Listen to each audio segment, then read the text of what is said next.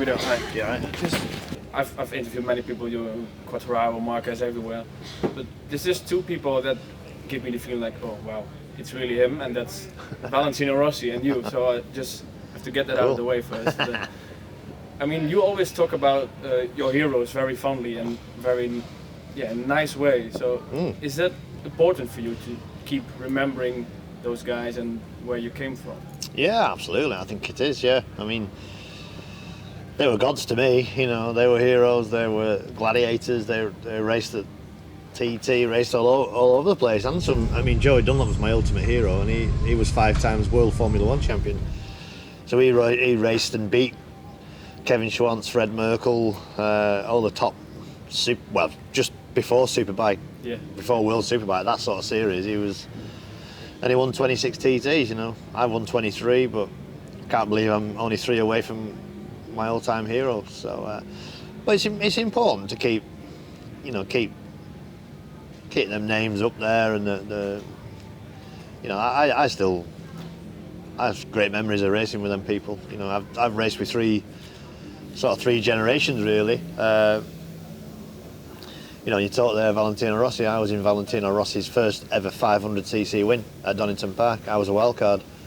I finished 12th in that race behind Bally won it, Kenny Roberts was second, and Jeremy McWilliams was third. So, yeah. I mean, you're a good mate with him, aren't you? Or at least you... Valentino? Yeah, we keep in touch, yeah. Yeah, speak to him quite a bit, yeah.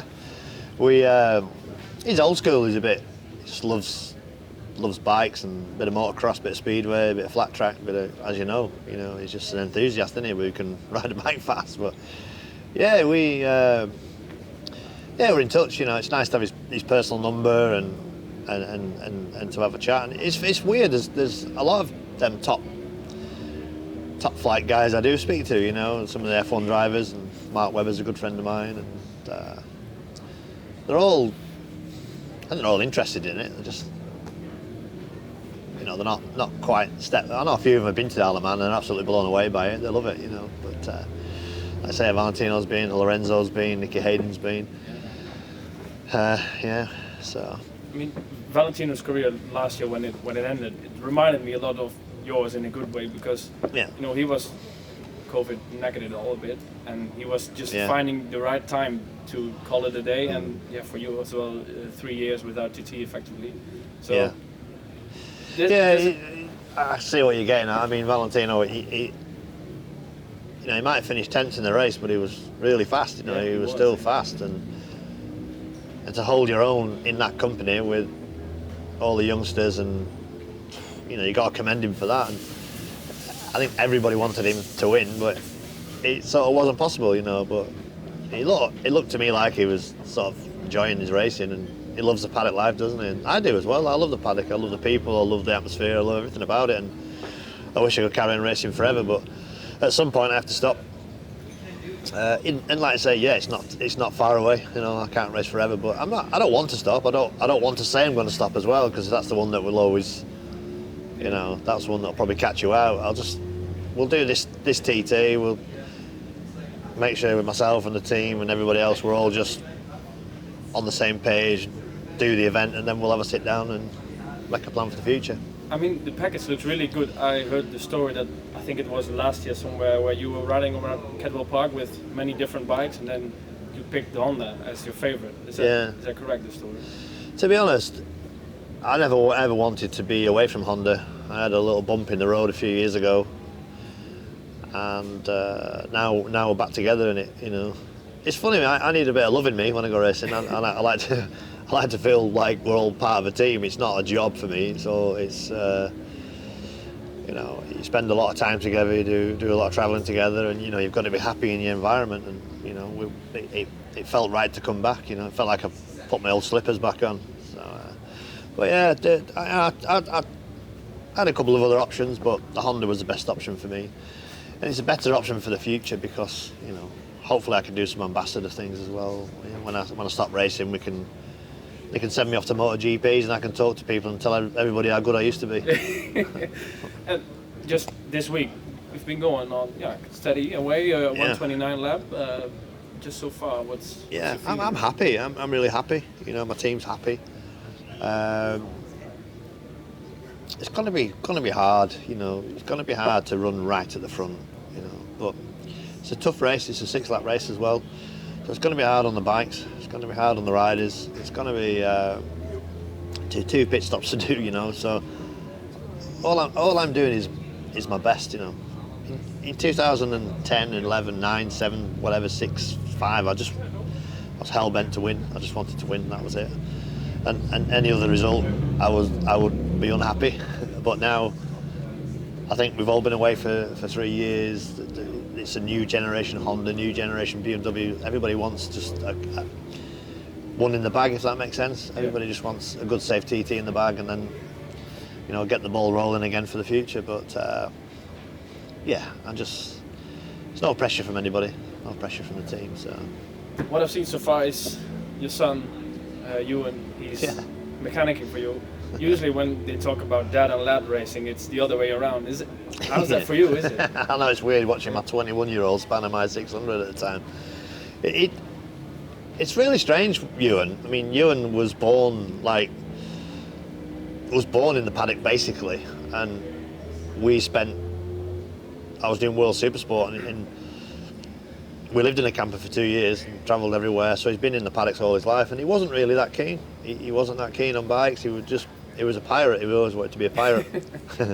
And then as he's grown up, it was cars, it was Formula One, and then now it's just bikes. And he works in the BSB Championship for Glen Irwin, so he's Glen Irwin's second chassis mechanic. So, and now I've just got to keep my eye on him though at times. You know, he's feeling a little bit of pressure, and he's a little inexperienced really to be coming to the TT, but I have no choice at the minute. It's hard to get some mechanics, but yeah, I'm dead proud of him really. You know, he's doing all right. He rolled his car last week, which was not a great thing. He was, but I'm proud of him at that one, because at some stage we're going to roll the car. No, I rolled my mum's car when I was 14 years old, which didn't go down too well, so he's done all right.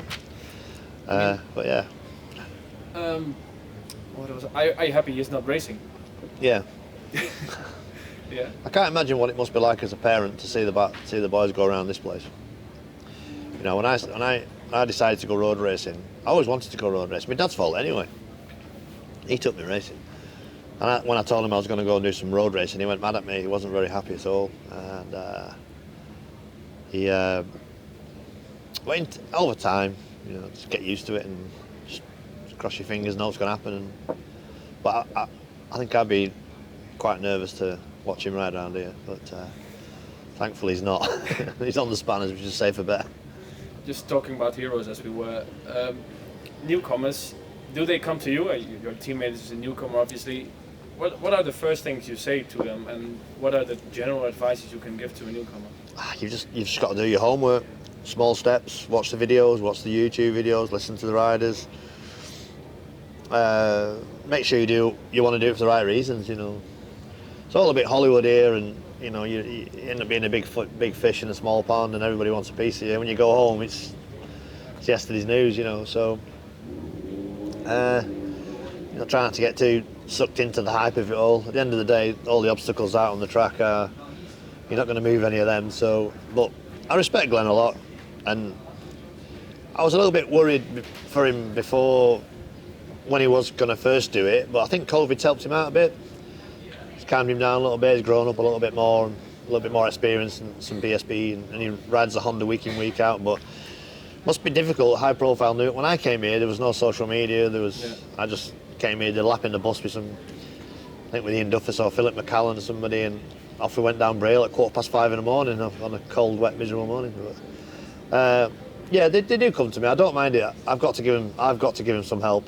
You know, I can't be seen to not give them any help. Yeah. You know, they look up to us guys who've got the experience, and they need guidance, and I'll give them all the guidance in the world if they want it.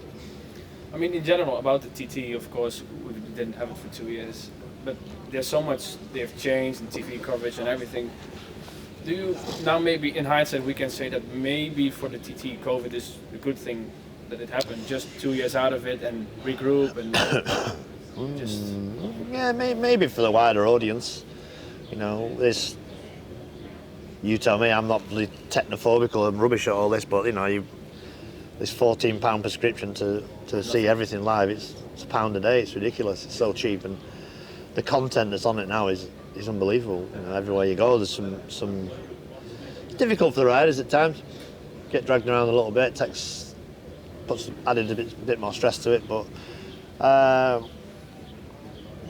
You know, if it's more professional and there's a little bit more comes into it, and we get some title sponsors and it goes down the line, and we have a little cut of the money, I think that it can only be a good thing. You know, there's some big people coming across next week, some big dignitaries coming to the Isle of Man, so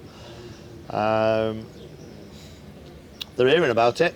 Yeah, you know, they're definitely hearing about it, and they're just needs positive.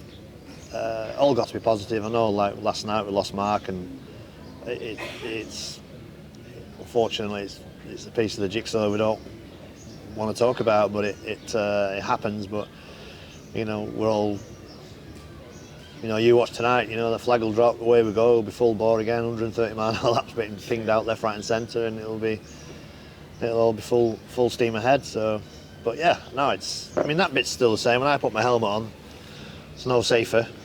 There's a few more bales and a few more this, that, and the other around the track, and the red light systems and a few of the marshalling's a bit better. But you know, you're not going to move a wall that's been there since God created it. So, I mean, people from outside find it really difficult to understand that, but yeah. it's just the track the way it is, and that's the way you want it, isn't it? It is difficult to understand it. It is difficult, you know. Or it's just that they will never understand it if they don't. Are open, and if they are not open to understand it. I don't care who you are, you know. If you don't come here and enjoy it, you've got problems, you know. Yeah. If you're into tiddlywinks or cross dressing or whatever, if you don't come here and stand on the side of the road and think that's thrilling and amazing, you might think you're mad, but we're not mad. I've done 50,000 miles around here. Yeah. I've done lots of miles, 125, 2 strokes, 250s, Ducatis, Yamahas. I've ridden everything. So yeah, we're pretty good at what we do. It just takes a bit of getting your head around, really. But look at all the videos that are out, all the people who are loving it, and first timers and people from all over the world. I spoke to Canadians, South Africans, Australians, and like first time I've been wanting to get here for years and years. So, you know, the paddock's absolutely buzzing for a practice week. I've never seen it as busy. Yeah, it applies to me as well. It's my first time. All right. What are you thinking? It's absolutely what do you think? Yeah, it's you know. I heard someone say the other day, it's like having a child. Everyone says it's the best thing that's ever happened to you, but until you are actually seeing it, and. But just think of like how it started. 1907. It's mad, isn't it? I mean, 1907. You know, let's have a race on the Isle of Man. Let's build a public. You just think. Do you realise what you've achieved? You know what you've done. Because you've got no chance of starting a race like this anywhere in the world now. No chance. They tried. And the way it works, how the locals put the pets away and the animals, and the way it all just locks down as a track. If you tried to shut any place down in the world like that, they wouldn't do it. No, I've got to go to the shop for a paper. I've got to go to get me a prescription. Here, just goes, eat it. Oh, right. It's amazing. It's mint, isn't it? Yeah. Just to close. More in general about bikes, I just said you've ridden basically every amazing bike that's around. What's the best bike you've ever ridden, and what's one bike past whatever that you want to ride that you haven't yet? I'm going to have to pick two. One's my 252 stroke. I won my first TT on 1999 TSR 250. Was just awesome. Rode it week in, week out in British Championship. Loved every minute of it.